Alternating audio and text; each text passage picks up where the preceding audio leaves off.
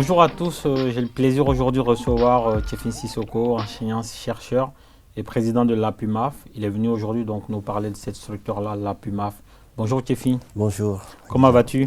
Très bien, je suis très heureux d'être là. Merci, on va se tutoyer parce qu'on ne peut Bien pas sûr. se vouvoyer. Voilà. On s'est vu, enfin je t'ai vu petit et donc le vouvoiement il va être un peu difficile. Donc aujourd'hui tu es venu chez nous pour parler de l'APUMAF. C'est ça. Voilà, donc qu'est-ce que c'est que l'APUMAF pour le grand public? Alors l'APUMAF, le sigle donc APUMAF, APUMAF c'est l'association de la diaspora professionnelle, universitaire et scientifique malienne de France. Donc c'est une association, si vous voulez, comme son intitulé l'indique, qui regroupe pas mal de professionnels, d'universitaires et de scientifiques. Donc en abrégé, parfois on nous appelle l'association des intellectuels. Bon, mais c'est un mot qui nécessite en fait un peu plus d'explicitation, puisque quand on parle de l'intellectuel, pour le grand public, c'est pas toujours clair. Et donc l'explicitation du mot intellectuel, si on peut aller rechercher des références, on peut faire référence donc à Stéphane Hessel, qui voyait un intellectuel et celui qui s'indigne face à l'inacceptable. Donc quand on s'indigne, on est un intellectuel puisqu'on s'est indigné. On peut l'entendre aussi au sens de Martin Luther King, qui a un rêve plus grand qui dépasse sa simple personne. Donc quand on a un rêve qui dépasse sa simple personne, on peut être qualifié d'intellectuel aussi. Très bien. I have a dream. Non. Et donc l'APUMAF existe depuis combien de temps? Alors l'APUMAF, pour parler de son existence, peut-être faut-il rappeler les histoires qui ont donné naissance à l'APUMAF. Il y a deux histoires en fait, deux histoires singulières qui ont donné naissance à l'APUMAF. La première histoire, c'est ce qui s'est passé au Mali en 2012, on s'en souvient tous, avec l'occupation du territoire nord, la révolte militaire, le coup d'État et puis tout ce qui s'en est suivi. Et donc durant cette période, on s'est rendu compte, nous en tant que diaspora malienne en France, on s'est rendu compte de la faiblesse des institutions maliennes.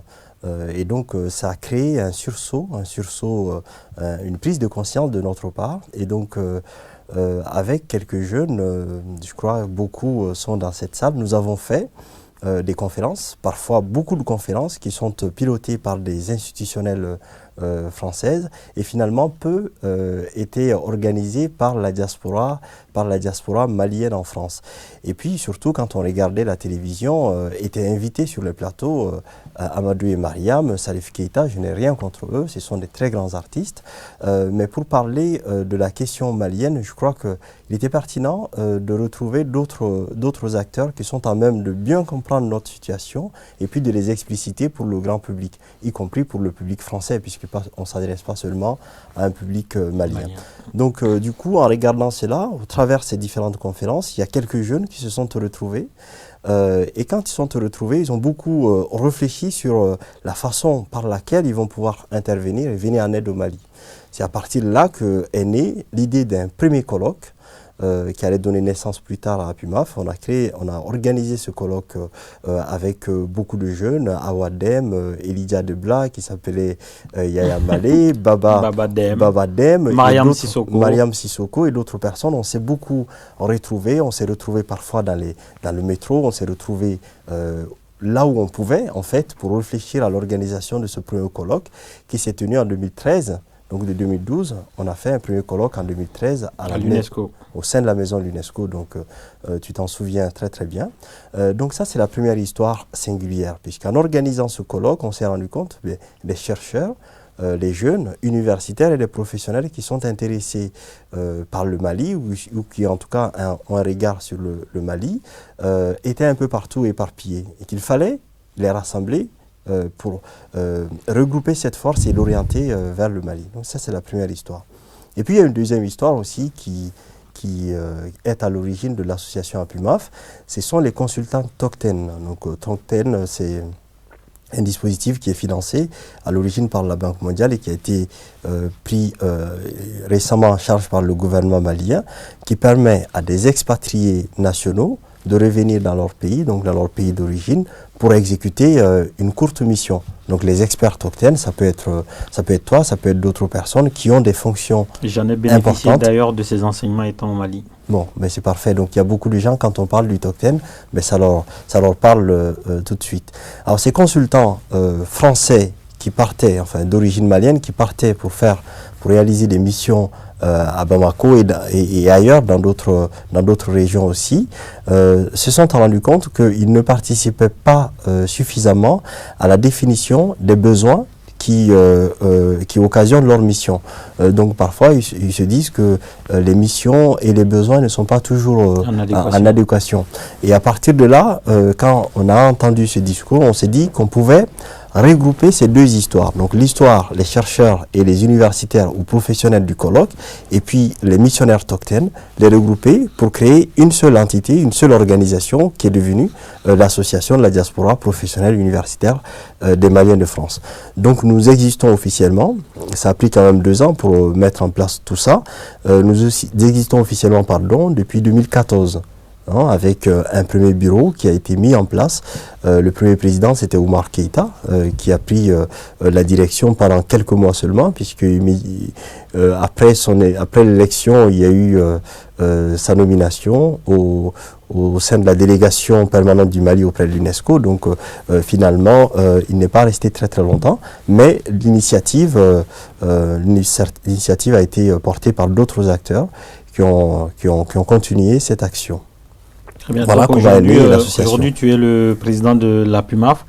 Et on sait que la plupart des associations maliennes en France, sur un plan spatial, sont limitées à Paris et à l'Île-de-France. Oui. Qu'en est-il pour la PUMAF? Alors, pendant longtemps, vous avez parfaitement raison, pendant les 2 ans, puisque 2014 à maintenant, c'est un bébé de 4 ans, on peut dire, qui commence à peine à courir, qui commence à peine à se déployer.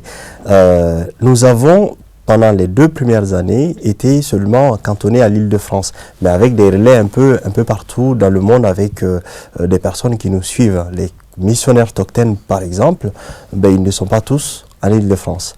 Avec la coordination toctène à Paris, on avait fait une mission pour aller voir tous les chercheurs donc à Nantes, à Grenoble et dans d'autres grandes villes de la France, le Nord aussi. Donc ça nous a permis de rencontrer beaucoup de personnes. Alors depuis cette année, il y a des bureaux qui sont en train de se mettre en place pour éviter justement ce que tu évoques à l'instant, une concentration de la PUMAF en Île-de-France seulement.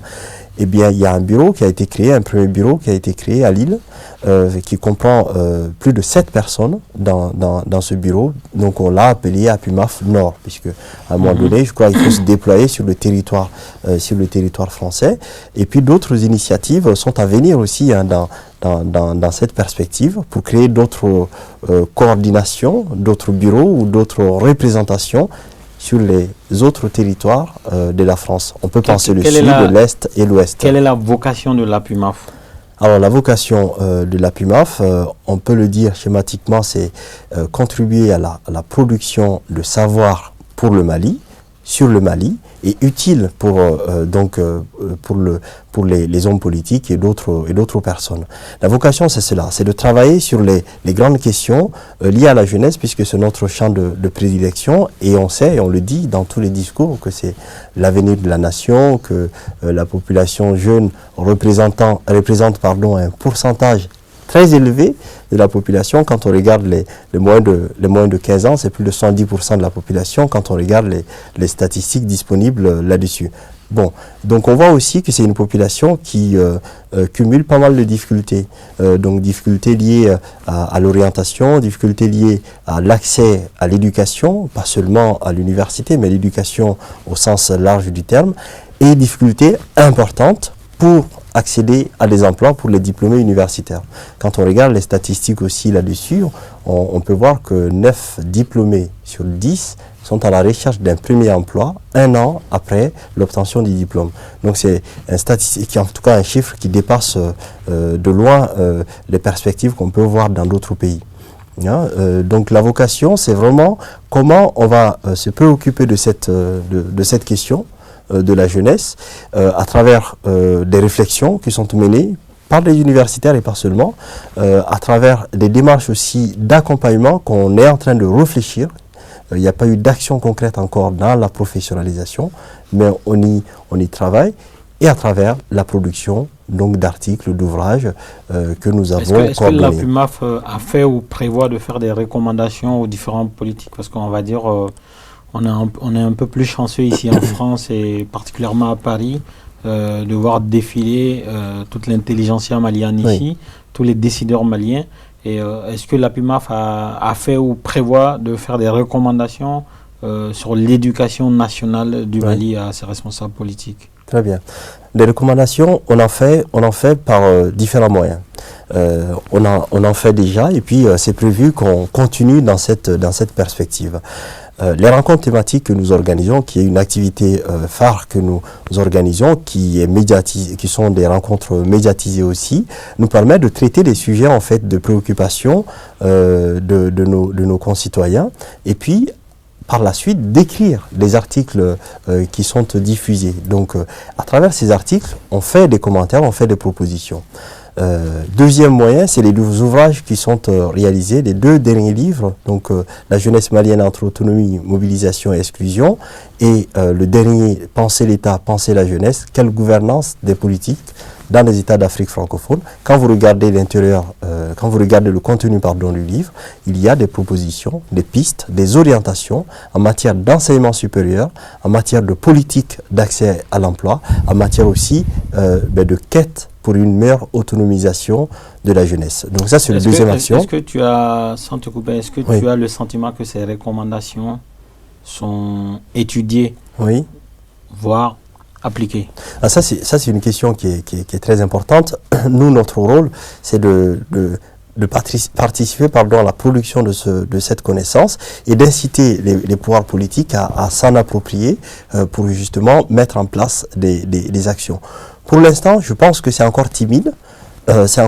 Puisqu'on n'a pas de retour de la réception à chaque fois que nous organisons des séances sur les ouvrages. On les remet à des autorités, mais on n'a pas forcément leur retour de la façon dont ils souhaitent l'intégrer. En tout cas, nous n'avons pas été sollicités pour savoir comment mettre en œuvre les préconisations qui ont été formulées. Donc beaucoup de préconisations dans ces livres, quand on regarde, sont encore d'actualité. Pour un exemple sur le fonctionnement du TOCTEN, qui est un peu difficile, il y a des préconisations dans ce sens qui permettent d'améliorer ce dispositif. Justement, pour revenir au TOCTEN, puisque vous êtes enseignant-chercheur, et ce sont des enseignants expatriés maliens qui retournent donner des cours. Moi, comme j'ai dit, j'en ai bénéficié autant au Mali, mais en fait, c'est clairement un déphasage. Je crois que j'en ai bénéficié sur un cours, c'était un cours monétaire. Et en fait, il n'y avait aucun socle social par rapport au Mali. C'est quelque chose qui a été... en fait, c'est une perfusion qui est venue d'ailleurs, qui est tombée sur nous. Mais le but, c'était d'avoir des notes. Mais réellement, on n'apprenait pas quelque chose pour notre société. Et est-ce qu'à un moment donné, il est prévu ou est-ce que vous avez fait un diagnostic du TOCTEN pour déceler les failles et aller vers quelque chose qui est plus adapté au cap malien de l'éducation nationale? C'est très intéressant puisque c'est l'une des histoires qui a donné naissance finalement à PUMAF, mais c'est une problématique qui est beaucoup plus difficile pour nous à gérer. Voilà pourquoi dans nos orientations, ce que tu évoques là, c'est l'adéquation en fait entre bien les besoins qui sont réels, les besoins, les préoccupations des étudiants et puis l'expertise qui vient finalement pour répondre à ce besoin.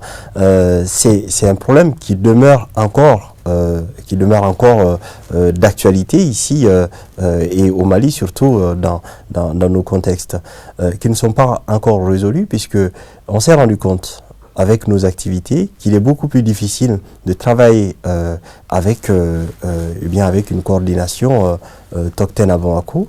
Donc depuis notre dernière assemblée générale, nous avons décidé d'enlever cette dimension des activités de la PUMAF en se disant, puisque depuis 2-3 ans que nous existons et que nous s'était engagé à faire la promotion du dispositif TOCTEN, que nous n'avons pas les moyens pour travailler avec la coordination TOCTEN. Donc pour l'instant, nous avons fait des préconisations qui apparaissent dans les livres, qui ne sont pas encore suivis. Nous sommes en attente de pouvoir bien travailler avec cette coordination TOCTEN. Donc pour l'instant, on n'y parvient pas. Il est quand même pertinent. D'où vient ce blocage? On ne sait pas en fait. Je crois qu'on ne le savons pas. Nous les avons accompagnés, nous avons accompagné la coordination TOCTEN en France lors de leur mission. Et puis depuis cette mission en 2015, nous n'avons plus eu de nouvelles. plus de nouvelles. Mais le Tokten continue? Le Tokten continue. Est-ce que quelque part, soit l'État malien ou le Tokten lui-même, à un moment donné, a fait le bilan de plus d'une décennie, peut-être 2 décennies d'existence sur le terrain? Est-ce qu'à un moment donné, on a fait l'état des lieux pour voir ce que le Tokten apporte, pour voir l'état de l'enseignement, s'il n'y avait pas le Tokten, en fait, jauger cette chose-là, pour voir si ce n'est peut-être pas des vacances dorées qu'on paye à des enseignants vivant hors du Mali pour aller au Mali voir leur famille, plutôt que une expertise réelle qui puisse faire avancer l'intellect malien. Oui. Il y a des dispositifs d'évaluation qui ont été pilotés par puisqu'il y a une partie des financements qui étaient autorisés par le programme des Nations Unies pour le développement. Donc il y a des dispositifs d'évaluation qui arrivent aussi parfois, qui apportent ces mêmes constatations sur l'adéquation entre les besoins et puis les expertises qui sont sollicitées. Et parfois, on retrouve souvent les mêmes acteurs qui bénéficient de ce transfert de connaissances. Donc il y a beaucoup qui peuvent être inscrits sur les bases de données et ne pas être sollicités aussi. Donc ça tourne parfois avec les mêmes personnes. Alors, les évaluations le disent, qui sont accessibles sur Internet. Il suffit de taper évaluation dispositif Tokten pour tomber sur un document qui est accessible, qu'on peut exploiter, qu'on peut lire. Donc il y a ces mêmes constatations qui sont formulées. Pour l'instant, je crois l'élément essentiel, puisqu'il y a une coordination Tokten un peu partout dans le monde. Notre objectif, notre rôle, puisque Éloi Diarra, qui est le représentant du Tokten en France, c'était de pouvoir travailler un peu plus étroitement avec Éloi Diarra. Alors pendant le point de démarrage, on avait réussi à mettre en place un cadre, mais par la suite, n'ont pas réussi. Je crois que peut-être parce que les occupations, vous savez, c'est pas toujours facile de concilier avec une vie bénévole. Mais en tout cas, aujourd'hui, nous avons enlevé cette ligne de notre statut. Justement, une question. Si le Tokten n'avait pas existé, si tout ce dispositif sur lequel je porte une critique, on va dire plus négative que positive, n'avait pas existé, qu'est-ce que l'APUMAF aujourd'hui, composé de professionnels, d'enseignants, pourrait apporter à l'éducation nationale malienne, à l'enseignement en particulier? Mais nous sommes en train de travailler sur ces différents volets. Nous sommes en train de travailler sur la question de l'accompagnement des chercheurs maliens, des universitaires maliens, puisque parfois c'est plus facile de dire les enseignants maliens ne se préoccupent pas de la recherche. Qu'est-ce que l'on peut faire pour les inciter justement à s'intéresser à la recherche? Les publications que nous avons effectuées, ce ne sont pas les publications que nous avons réalisées seuls. Il y a une dizaine de chercheurs maliens, s'ils m'écoutent, ils pourront vous le témoigner, qui ont participé à la rédaction. Et une fois qu'ils ont publié avec nous, puisque la publication c'est un rang international, c'est dizaines de chercheurs, donc 10 c'est pas beaucoup, mais c'est déjà ça, mais ils sont passés de rang d'assistants, c'est le premier grade universitaire, quand on est enseignant-chercheur, à maître assistant, 10. Donc c'est quand même quelque chose. Ça a permis de faire progresser leur carrière avec toutes les considérations sociales qui sont attachées. Donc du coup, la production intellectuelle, on le fait. La progression de la carrière universitaire, on le fait aussi, puisqu'on travaille avec les universitaires maliens. Et puis, troisième chose, c'est la professionnalisation. Nous sommes en train de travailler là-dessus. Le Tokten, l'un des objectifs du Tokten, c'est de faciliter le transfert de compétences. Eh bien, nous sommes en train de le faire sans financement. Nous sommes en train de le faire avec des personnes qui agissent bénévolement. Et nous allons continuer là-dessus. L'étape suivante, ça va être d'aller encore plus loin dans la professionnalisation avec des formations qui sont assurées. De la même manière que le Tokten a pu faire des courtes missions, nous allons aller un peu plus loin que ces courtes missions, à travers un véritable transfert de compétences. J'étais invité aux 2 derniers événements, enfin à ma connaissance, organisés par la PUMAF, c'était l'année dernière en 2017 au sein du consulat malien de France. Et cette année, il y a une semaine juste, à peu près, au sein d'une maison d'édition, j'ai oublié le nom. En tout cas, voilà, l'Harmattan. Et quel est le but de ces événements où vous invitez le grand public? Alors, c'est ce qu'on appelle les rencontres thématiques de la PUMAF. Ces rencontres thématiques, c'est de pouvoir réunir des acteurs qui ont des choses à raconter sur des sujets qui nous concernent. L'année dernière, en 2017, nous avons travaillé sur l'engagement citoyen.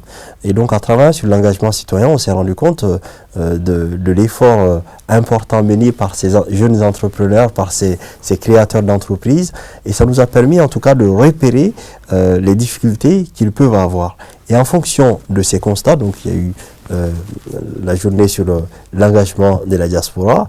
La semaine dernière, nous avons travaillé donc sur la jeunesse sahélienne, ancrer une culture du progrès. Donc ça nous a permis de mettre en débat ces sujets pour en fait repérer des champs d'intervention possibles pour la diaspora intellectuelle, la diaspora scientifique.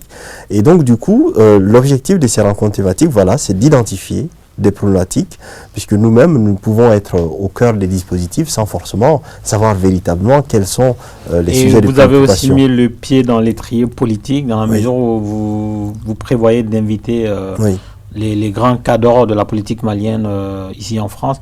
Et le premier en la matière, ce fut Moussa Mara. Comment ça s'est passé? Mais ça s'est très bien passé. En situant, donc on a les rencontres thématiques. Ça, c'est une activité. Et puis, nous avons les dialogues. Nous avons initié les dialogues avec les candidats à l'élection présidentielle, avec un appel qui a été lancé à l'ensemble des candidats, ceux qui ont une chance d'être peut-être demain président de la République. Et notre responsabilité en tant qu'universitaire ou en tant que penseur ici, c'était d'attirer l'attention de ces candidats à l'élection présidentielle sur les sujets de préoccupation, nos sujets de prédilection, la jeunesse, la formation, l'insertion professionnelle. Et donc le premier candidat qui a répondu à notre appel, c'est Moussa Mara, et qui a même pris donc le temps de venir dialoguer avec nous, comme tu l'as si bien expliqué la semaine dernière. Nous avons parlé donc d'enseignement supérieur, nous avons parlé de la jeunesse, et nous avons parlé donc de l'emploi et de l'émergence économique du Mali.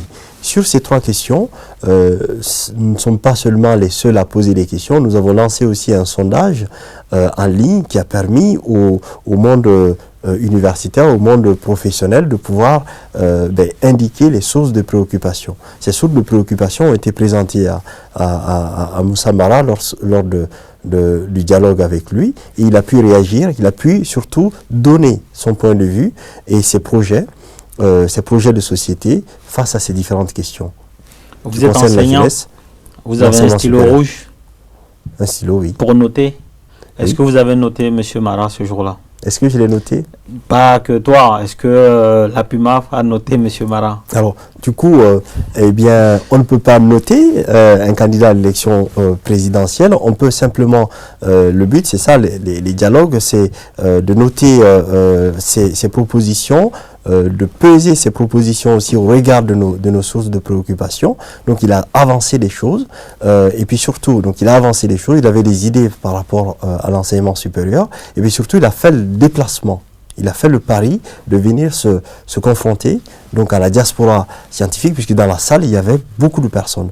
Il y avait des partenaires maliens, bien sûr, mais il y avait deux autres partenaires. Donc un partenaire africain, Réseau Afrique Stratégique, puisque le Mali, c'est pas seulement le Mali, mais il y a des questions africaines. Donc, au réseau Afrique Stratégie était là. Et puis, il y avait les entretiens héros-africains pour essayer de voir comment est-ce qu'on peut dialoguer aussi avec l'Europe. Puisque, donc, à un moment donné, on parle pas seulement que du Mali, on parle de l'Afrique et on parle du monde. Donc, ça nous a permis, en tout cas, d'échanger avec lui. Et il n'a pas eu peur de venir dialoguer avec nous. Et donc, sur votre plateau, je crois que c'est l'occasion aussi de lancer l'appel aux autres candidats. Monsieur Mara est venu, et donc les autres, c'est la porte est ouverte aux autres. Il y a une caméra là pour vous adresser donc, directement aux candidats, je sais qu'ils suivront l'émission. Bon, donc c'est un appel à tous les candidats donc, qui se présentent aux élections présidentielles du Mali. C'est un appel solennel pour venir dialoguer avec nous sur les questions de jeunesse, sur les questions d'enseignement supérieur et sur les questions d'emploi. Je sais que vous accordez une priorité importante à l'enseignement supérieur. Eh bien, c'est l'occasion de pouvoir en discuter avec nous. Très bien. Donc, C'était tout sur ces belles paroles. On va clôturer cette émission. C'est fut un grand plaisir de recevoir Tiefni Sissoko ici. Donc, je rappelle qu'il est enseignant-chercheur à l'université, qui est aussi président de l'APUMAF, donc l'association des professionnels et scientifiques maliens de France, qui comptent apporter leur pierre à l'édifice de l'éducation au Mali et de la recherche aussi. Pour préparer cette émission, et donc à la régie, on a Gwendolé qui s'est occupé de la régie, de la lumière, de la prise de son. Il y a Babadem qui est au live tweet, le légendaire Babadem, l'infatigable. Il y a aussi notre stagiaire Asia qui est en stage chez nous depuis 3 jours et qui s'est occupé du live tweet. Et donc, aidez-nous à progresser dans tout ce que nous faisons ici à RP Media. Merci au Labo 6, merci au Griot Virtuel, à tous nos abonnés qui nous suivent depuis des années. Merci à vous et à la prochaine. Merci. Merci pour tout.